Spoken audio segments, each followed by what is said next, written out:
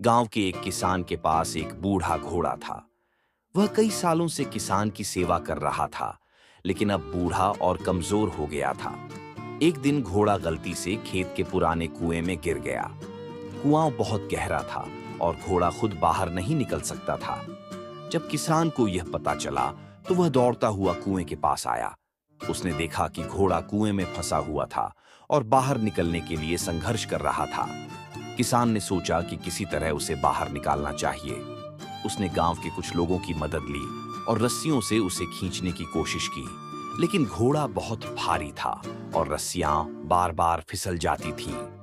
कई घंटों तक मेहनत करने के बाद भी जब घोड़े को बाहर निकालना संभव नहीं हुआ, तो किसान निराश हो गया। उसे लगा कि अब कुछ नहीं किया जा सकता। अंत में उसने फैसला किया कि कुएं को मिट्टी से भर दिया जाए, ताकि घोड़ा जल्दी और शांतिपूर्वक मर सके।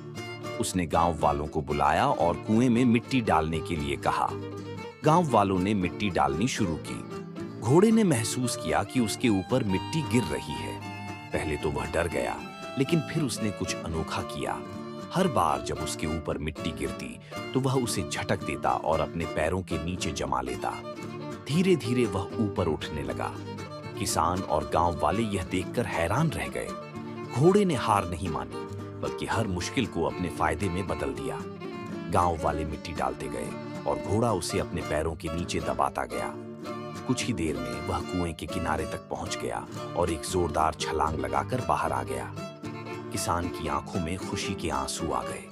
उसने घोड़े को गले लगा लिया और समझ गया कि जिंदगी में चाहे कितनी भी मुश्किलें आएं, अगर हम उन्हें सहने और उनसे सीखने की ताकत रखते हैं, तो हम किसी भी गहरे कुएं से बाहर आ सकते हैं।